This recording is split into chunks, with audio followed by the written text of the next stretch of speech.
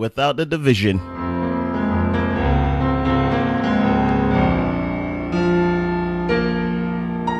Your information station. This morning, special morning. This morning, we have Dr. Umar Johnson on, on the seat with us. Beautiful conversation we're having this morning. Trying to pick the brother's brain, see where he's coming from. Dr. Umar Johnson. So here it is, right? Why is your message? Why, given the history of black civil rights leaders in the past, family members of yours, Frederick Douglass and so forth, why such a radical approach to what you're doing? Conspiracy theorists, would say that you are a plant, because we do know, one of the things that was said, I don't know if it was J. Edgar Hoover, one of them, said, they're going to make sure that no black nation rise up, that we don't rise up like we did before in the 60s and back in the day, right? So speak to us about that. Why such a radical approach? Well, for me, I don't consider it radical. I consider it to be the only solution. I consider it to be based on common sense and a thorough assessment of history. The question that I would ask people is, what is the alternative? There is no alternative. We did everything else. We didn't try to participate. We didn't try to get accepted. That's just not going to happen. You've never found a nation in history where the enslaved population were ever given the full rights of the free population. That's never happened. And when you factor into the psychology of white racism, the psychology of racism, you understand that all white people are racist and that they will always practice racism. They don't know how to do anything else. That's who they are. It's part of their psychohistory. So unless you want to remain a permanent second-class citizen, and most black people are content with doing so, and to be honest with you, that's one of the reasons why you haven't seen more progress from black America. We won't admit it. The average black man and woman in America will never admit it.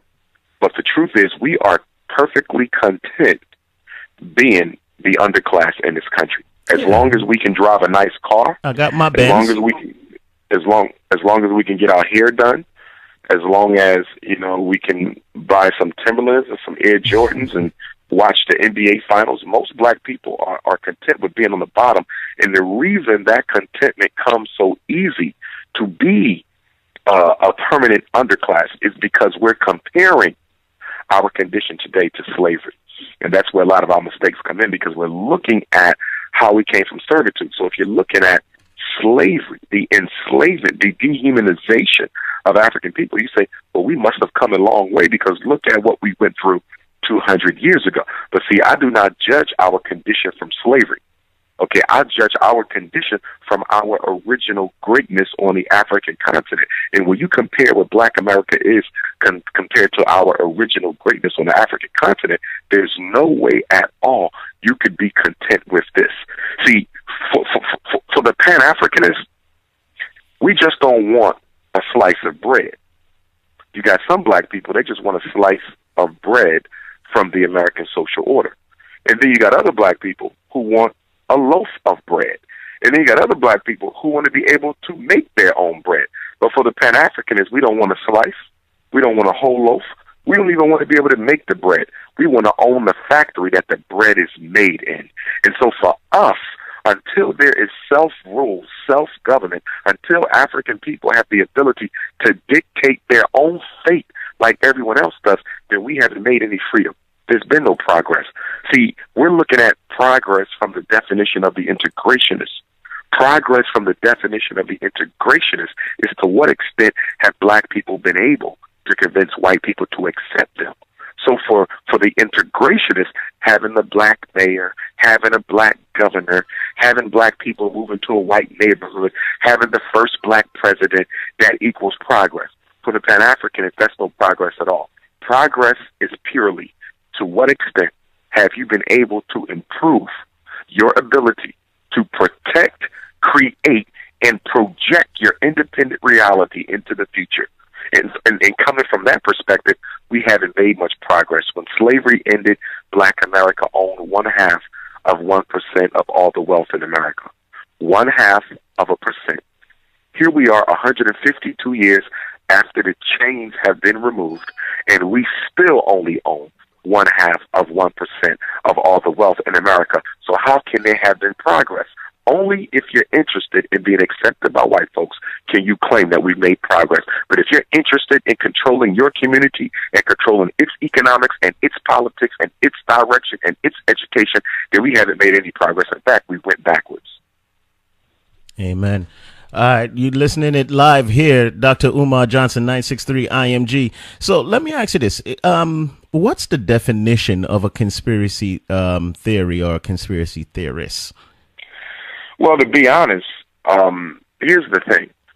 And again, it goes back to our love for white people and our love for the government. Mm. Anything that the government says is the gospel truth to black people. Anything. They say that there was a conspiracy from the Arabs that led to 9/11. So obviously 9/11 was the result of a foreign government and not the United States itself. They tell you that James Earl Ray killed Dr. Martin Luther King Jr. They tell you that AIDS was not invented in Maryland at the United States Army Biological Weapons Lab. AIDS came from a monkey in the Congo that had sex with a woman. They tell you that there is no deliberate intent for police to exterminate black people, that all of these incidences of police killing unarmed black men were purely incidental and it's not systematic. And because they say that, black people consider it to be the gospel truth, when in reality, those are the conspiracy theories. The government is the biggest conspiracy theorist. But see, we believe any truth that antagonizes the United States government or implicates it in any systematic wrongdoing against black people is automatically a conspiracy theory. And we say that because we are loyal to the government. You can prove that James Earl Ray didn't kill Dr. King. You can prove that the United States government invented AIDS. In fact, a brother by the name of Dr. Boyd Graves did just that. A homosexual naval officer proved that the government invented AIDS and was going to sue the United States government at International Criminal Court, and the CIA assassinated him. You see, so the conspiracy theories, are really being created by the government, but because black people are so loyal and have so much love for America, anything that is said against America, especially implicating the country in any type of systematic oppression or systematic genocide against black people, is simply unbelievable to people who went to public school for 13 years and pledged the flag 180 days to each of those 13 years. So we've been so brainwashed by this country that anything said against it automatically becomes a problem for us. Interesting indeed. Wow. What so let me pivot a little bit. What role does the black church has to play in all of this? Because see, I am one who believe that our church should stand up, and if our church stand out, there's so many churches, especially in the area where I live, that there shouldn't be any crime if all the churches doing what they're supposed to do, and all the people go into church, or the people on the outside that's committing the crime or allowing certain crimes to be committed in our neighborhoods, then if we stand up, we should see lifestyle stand out. We should see definitely an impact and a change in the society in which we live. And a lot of my church family don't share that opinion with me, but that is indeed my opinion. And that's the only one that I do to stand on. But tell me, where do you see the church stand as far as all of this is concerned, as far as church and politics? The black church is the original vanguard of the black community. Every major struggle that we have endured since we've gotten to America was largely created by and led by the black church. The anti-slavery movement, those were preachers on the forefront of that. Some people forget that even Frederick Douglass, my ancestor, he was even an A&E preacher for a period of time. The civil rights struggle. Of course, you had Stokely Carmichael, you had the students, you had a lot of people who were not clergy, but clergy made up the bulk of the grassroots leadership. Jim Crow. Even when you look at the Garvey Movement, although the Garvey Movement was the only major organization we've had that did not have a religious overtone, but it was large. There were a lot of clergy involved in the Garvey Movement. So the black church has always been at the forefront for every freedom struggle that black people have had to pursue.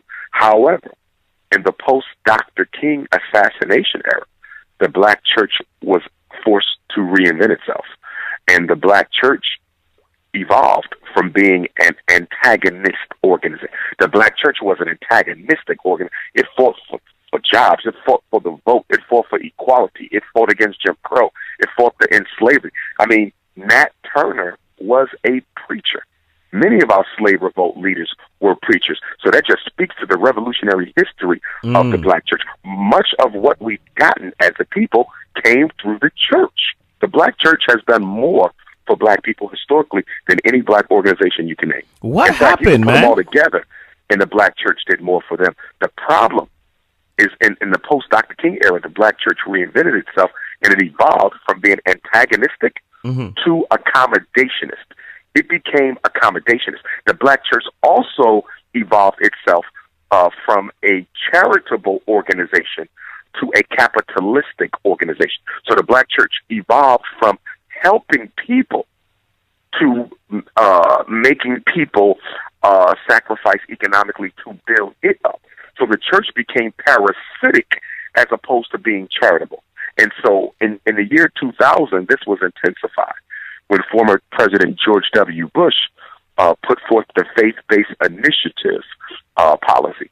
That right there, more than anything since Dr. King's assassination, really created the passive, cowardly, economically exploitative black church. Because what George Bush did, which was very Machiavellian, because it was a setup for the Obama years, and what George Bush did was he found a loophole in the law that allowed churches to actually access government funding, which until the 21st century, George Bush's election was heretofore illegal because of the separation of church and state clause in the government. You cannot use public funds to serve private ends.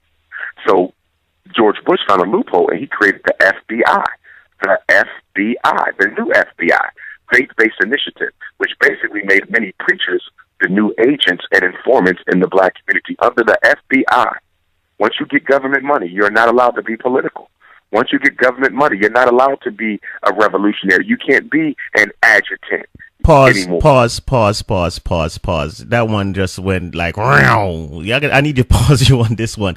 You're saying there is the Federal Bureau of Investigation, and then there's the new FBI. There's another the faith-based initiative is the new COINTELPRO. The mega churches are the new COINTELPRO. With the FBI money, the government now has a relationship with the black church, where the black church has became the informant for revolutionary activity on a grassroots level. In other words, 50 years ago, if J. Edgar Hoover wanted to know what Dr. King and Malcolm X were up to, they had to go find, some ex-cons on the street and threaten them with more prison time to go and, infiltrate the organizations. That's how Hoover had to operate. He had to get regular black citizens to infiltrate black organizations. Now, they don't have to do that as much. They can go straight to the pastor because they're funding the pastor. The pastor is getting grants from the government. So that makes the church a government constituent. So now there's no separate between church and state. They can go straight to the pastor. Exactly. And say, what is Umar Johnson doing in New York City? And the pastor will tell them, because the pastor don't want to lose his shut-up money, i.e. grants. The worst thing the black church could have done was start taking grant money from white corporations and the U.S. government. And that's why you haven't seen the black church, and I'm speaking collectively here because there are exceptions to the rule, and I acknowledge those exceptions as someone who speaks in churches regularly.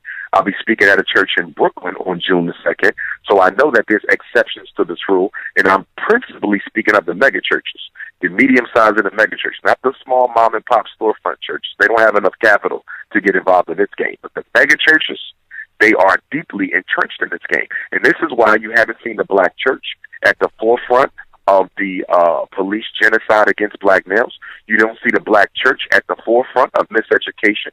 You don't see the black church at the forefront of mass incarceration. You don't see the black church at the forefront of the unemployment crises.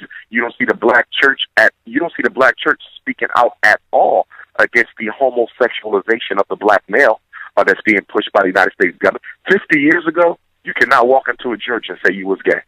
50 years ago, there wasn't a black church in America that would tolerate what's going on in America right now. You couldn't find one. 50 years ago, the black church was protesting against police genocide. 50 years ago, the black church was up in arms about the dismally low employment rates of private corporations in America. Everything that the black church is turning a blind eye to today, they were known to fight 50 years ago. Why are they so quiet? The FBI, faith-based initiative, shut up money that many black churches are getting directly from the government today. The preacher is the new informant. Wow. Wow. There's a lot of, we are a faith-based radio station. We're a gospel radio station. And this, ladies and gentlemen, is where my grandmother would say, Metrua Mekan, Minokal no fall. So if this does not necessarily, reflect you, then you shouldn't be offended by what's being said. But we do know that there is, there is those out there like, tell me what I have my views and opinion on this $60 million plane that a particular pastor asked his community for and received. What's your take on that? Well, that speaks to the exploitative nature of many black churches. And as you said just a second ago, I would reiterate, if the shoe doesn't fit, then it doesn't apply. Mm-hmm. And the shoe doesn't fit for a lot of black churches, but for a lot more black churches, the shoe does fit. Here's my situation. We give the black church every Sunday in America, collectively. Today is Sunday. We give the black church collectively at least $14 million, Black America nationally. $14 million every Sunday. Here's the question that has to be asked. If the black church is getting $14 million every Sunday, and let me clarify, when I say church, I'm not just speaking of Christian. Of course, that is the predominant religion, but that includes the Muslims too. That includes the Jehovah's Witnesses, the Hebrews. I'm speaking of black religion in totality. So for me, church is a collective word, which does not only speak to Christianity. So I want to be clear. We give our religious institutions. When I say church, I'm speaking of all and any religious institutions. If you're getting $14 million every Sunday, why don't we have banks in our neighborhood? $14 million nationally, why we don't have schools? $14 million, we don't have our own supermarkets. $14 million, we don't have a hospital. That is absolutely insane. Any black church, as I said earlier, if you're bringing in $500,000 a year, then you should automatically have a school and a bank. That should be automatic. Now, some churches do have credit unions. Some churches do have schools. But the only problem with those two is for many of the churches that operate a credit union, that credit union is only used to build capital so they can build bigger churches. And then those who have schools, they only limit, many of those churches only limit the opportunity for children to attend who are of the same religious ethos. No black child should be denied an opportunity to get an education at your church's school just because they don't have the same religion that you do. We are family. And that's why as Pan-Africanists, we say race first. African family comes first, not your religion. How do you tell a mother her son can't come to your school because he's not a born-again Christian? That's insane. He's still our son. We may come from different religions, but we are all one family. So for me, I believe the black church has taken far too much from black people's pocketbooks. The black church has taken far too much from black people's pocketbooks and has given too little in return. Any type of church that has that type of money coming in, especially these mega churches that build these $5 and $10 million structures, I mean, you got a $5 million mortgage. You got a $5 million mortgage on a supersized prayer house. $5 million. You're asking your congregation to pay off this mortgage. The mortgage payment goes to a white bank. That's another problem I have with the black church. Most black churches do not have their money in black banks. They have their money in white banks. So that means black people's Jesus money today, Sunday, the Jesus money we give the church today is going to go to a white bank tomorrow. That white bank is going to take black people's Jesus money, and they're going to float loans to white racists to come into the same neighborhood where the church is to build mansions, strip malls, college apartments, residential areas for white people to come back into the black community and gentrify it by raising up the tax property value, pushing poor black people out, and ultimately making homeless the same black people whose Jesus money paid for their own ethnic cleansing. So what you're saying is we are instrumental in our execution. The black church is investing in black downfall because all the money that it collects, they give it to a white bank. And the white bank is not investing in black people. The white bank is taking the black church's money and they are investing in white power. So we are actually using Jesus to finance the devil. Wow.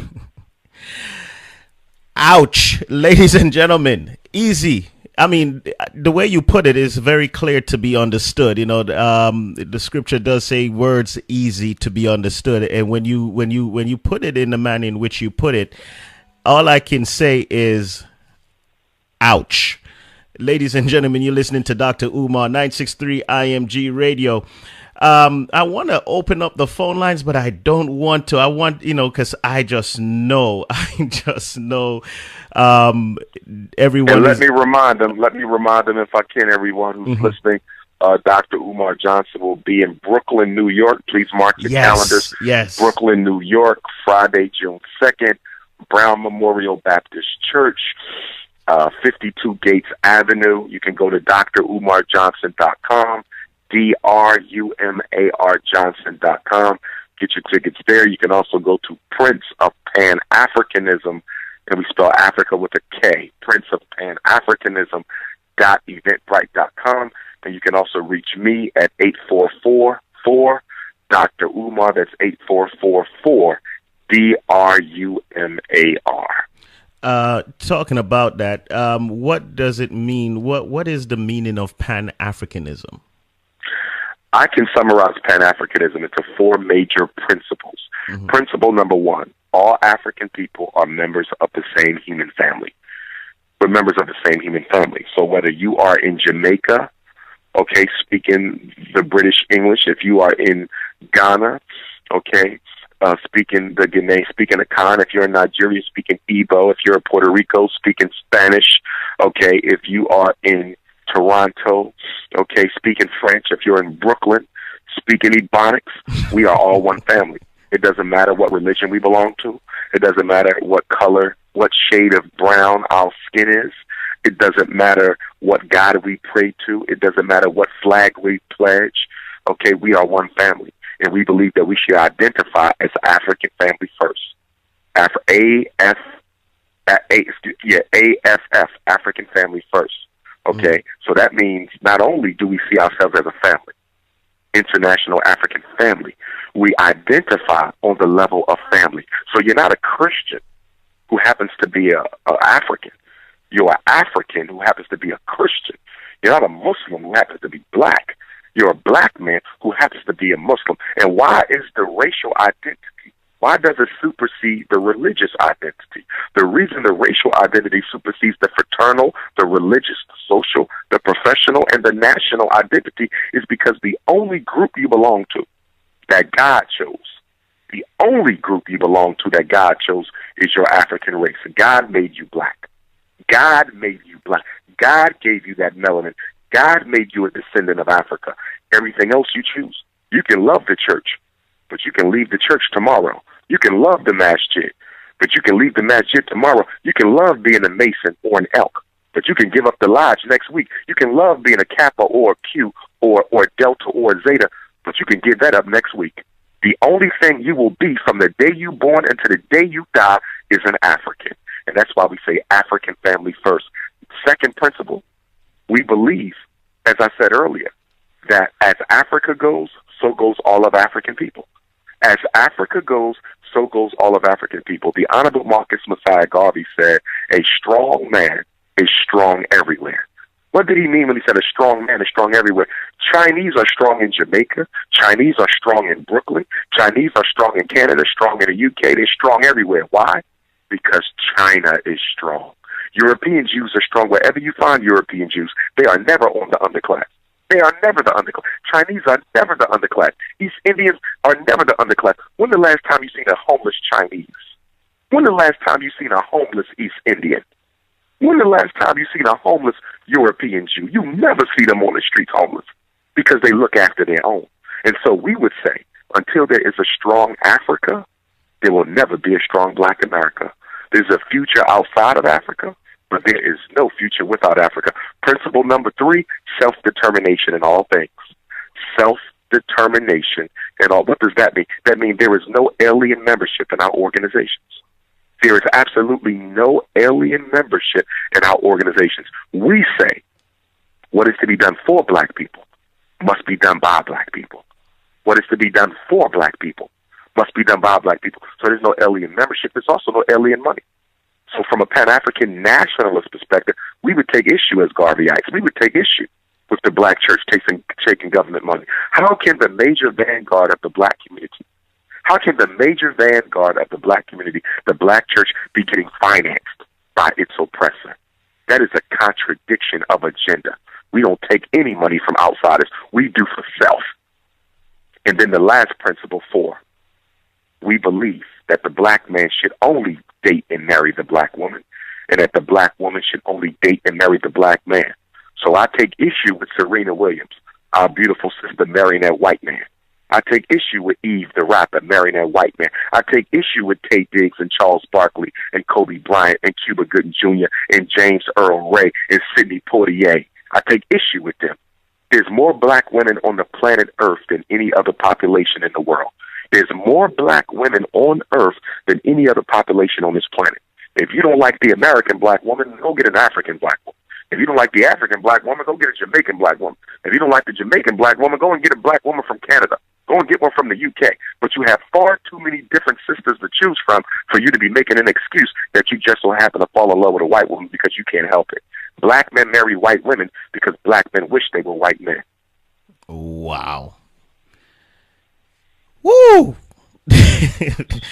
There you have it, dropping the reel right here, 963 IMG, Dr. Umar Johnson. I'm going to take a quick breaks for station identification purposes, and we're going to come back and see, you done dropped it on the church and showed the reel as far as church and politics. I didn't know anything about the new FBI, and yes, I have indeed learned something new today, and I'm going to come back, and when we come back, we're going to find out, more about, we're going to dive into some politics, because, there was a collective, I'm sorry? I didn't say anything. Okay. There was a collective depression that went across the morning after the election, so we're going to talk about some Obama and some Trump and some Hillary and some politics and where's our future? What we see in our near and far future before we wrap up here at noon. And ladies and gentlemen, I didn't take any calls today because we are going to get Dr. Umar back in the very near future. We are going to have all the affiliates of 963 IMG be in on the call, and we are going to have somewhat of a press conference wherein all our internet station brothers and sisters, all 30 of them throughout Europe, here in the United States and the Caribbean, we're all going to come together and we're going to ask the poignant questions of Dr. Umar Johnson. Stay tuned.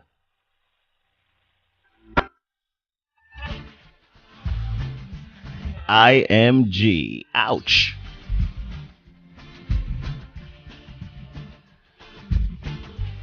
Yeah, we've been vibing for the last, I said 2 hours now. Close to. With Dr. Umar Johnson. the Pan-Africanist, the prince of Pan-Africanism. The man that's standing in the gaps right about now saying, yo, I will carry the cross. I will speak truth to life.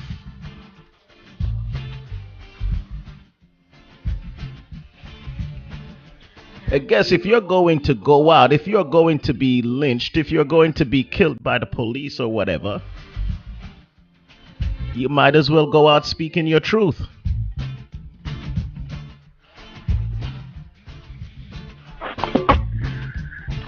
There's a famous quote in the Bible where Jesus said, those who try to save their life will lose it. And those who will lose their life for my sake will gain it. Harriet Tubman lived a very dangerous life, but she lived to almost be 100 years old. We don't determine when we leave.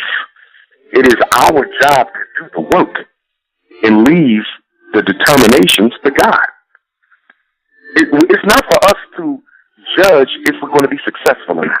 That ain't up to us. That comes from supreme consciousness. God Almighty determines if the work is going to be successful, not us. But we are obligated to do the work. We don't know what's going to become of it. But as the Honorable Marcus Garvey said, even if you fail, your example will serve as a motivation for generations yet unborn to pick up that cross and keep on pushing. And I'll be honest with you. I know most of my Christian brothers and sisters, they waiting for Jesus to come back. Well, I got some news for you. When Jesus comes, he will not be coming back to deliver you. He will be coming back to give you an ass whipping because you have not been doing the work. The black church has not been doing the work of a Jesus Christ. They don't want to see Jesus.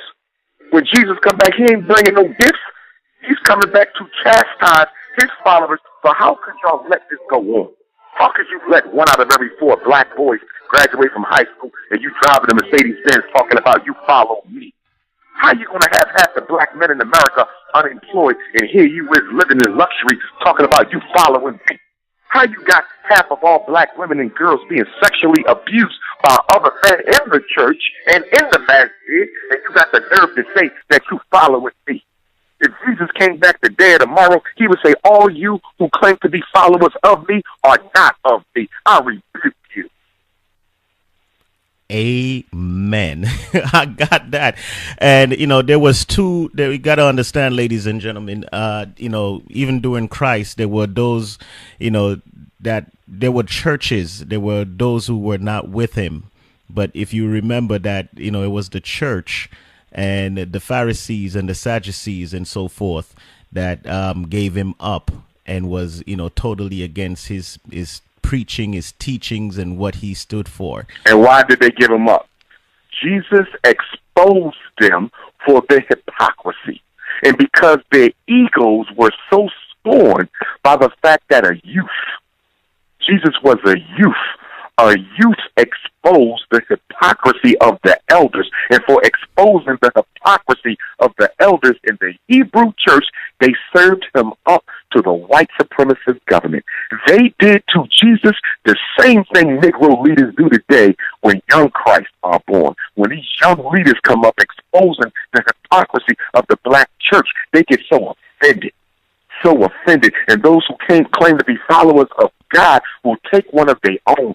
Jesus was one of their own. They took one of their own and served him up to the white government. I'll be damned. Well, you're getting it live and direct here from Dr. Umar Johnson. No holds barred, no sweet, no sugarcoating. You're getting it real. And, for those who, the phone lines everyone is just texting and blowing it up. For those who are listening, if the shoe don't fit, absolutely don't wear it. But if it does, offend, remember the Lord says that he comes to offend, man. He comes to, he's coming so this way you could get your house in order. Those who are with me in those days, he's going to come and he's going to let you know, you were never with me. I know you not, because you weren't doing what you were called to do. We are supposed to be defenders of the weak. A chain is only as strong as its weakest link, I was told. And therefore, if you are only as poor or is as the man that's sleeping and eating out of the garbage can, no matter if you're drinking Cristal and whatever it is that you drink each and every morning. So I could buy into that. I could buy into that. Oh yeah. Look at the phone lines. We're not taking any calls. We're gonna reserve those for the next time Dr. Umar is back. But we're gonna do a little turn here again. We got about 15 or so minutes to go. One thing we didn't do, my brother. One thing we didn't do, if yes, I sir. could, going back to the education piece, I Yeah. want to throw out, if I may, 3 tips for your parents. 3 tips. Go ahead. Because although I know they'll be coming out to see me on June 2nd, I don't know how many of them may have issues with their children's school prior to then.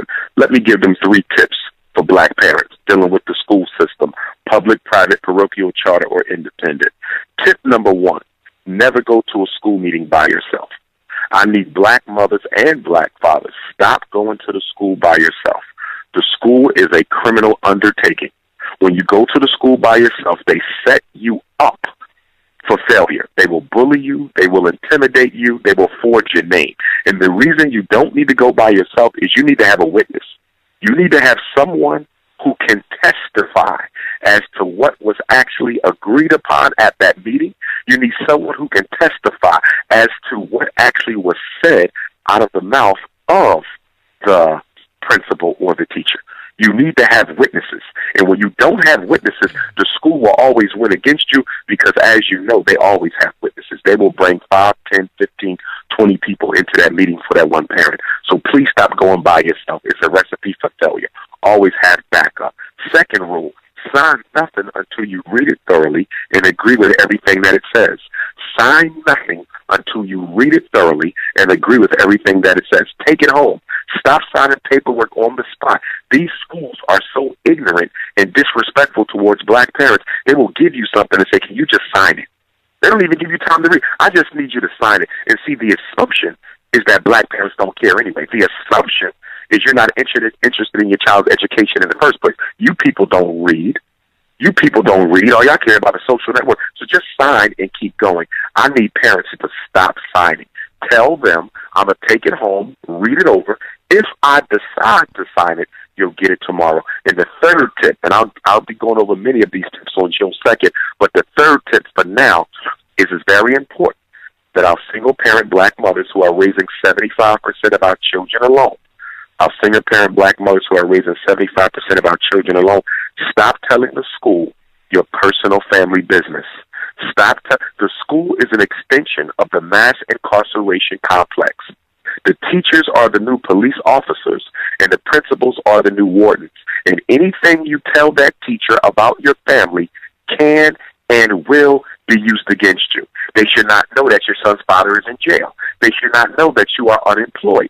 They should not know that you're living with your mother. They should not know your personal business because they will use it to force you to do whatever they want you to do.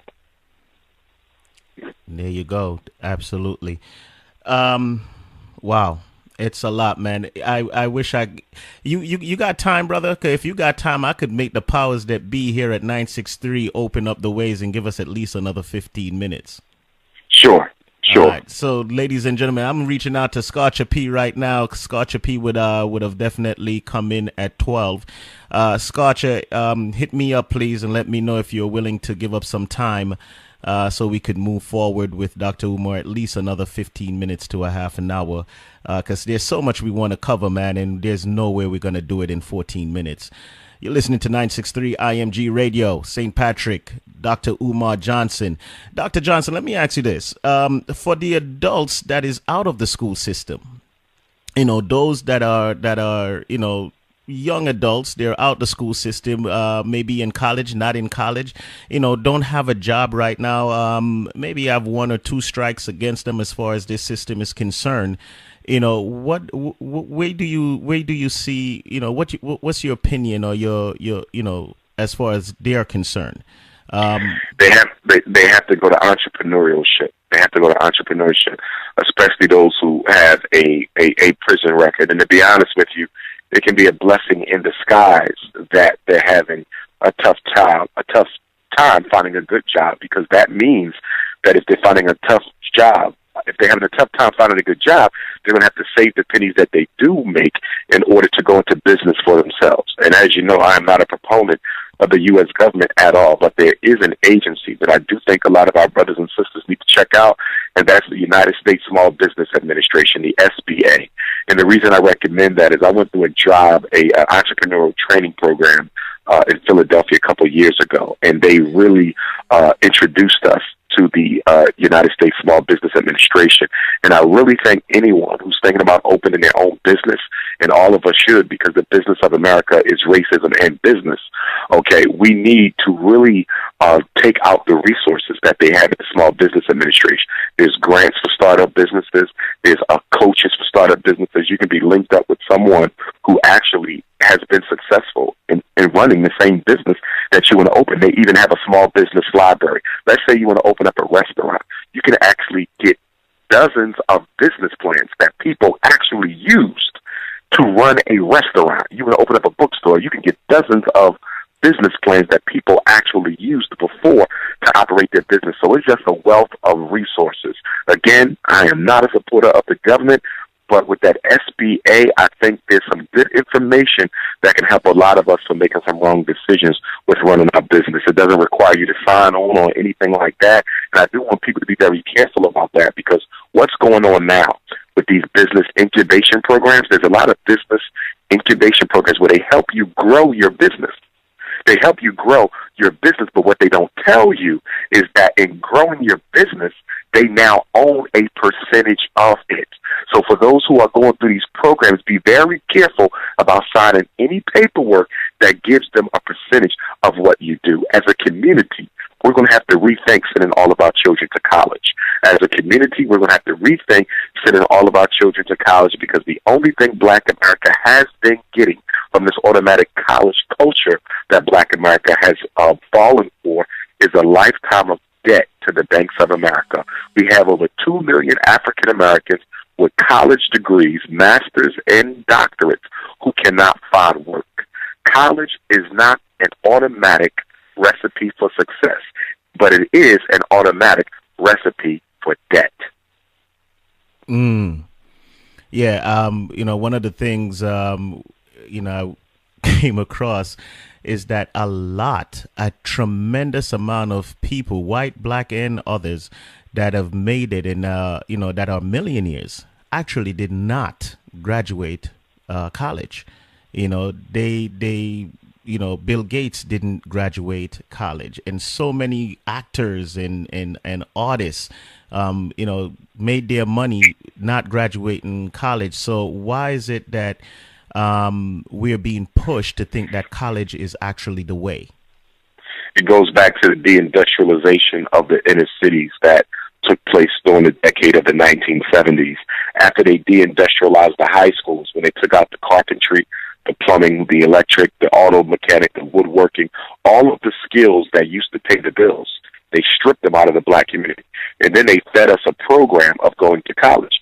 Now, coming from a history of servitude where we were only allowed to be laborers, coming from a history where we were only allowed to be laborers, the Black community is also at fault here, because we bought into the government narrative that for Black children to be more successful than their parents, they need to go to college. That was actually a false narrative. And what it served to actually do was give the white racist building trade unions a total monopoly on the construction and who gets hired on these new construction projects that go up every day in the inner city. So, for example, if you go downtown Brooklyn, downtown Manhattan, downtown Queens, and you look at all the new buildings that are being constructed, it's being constructed with almost exclusively white labor, Mexican labor, Chinese labor. There's a few brothers on the job, but many of them are not skilled laborers.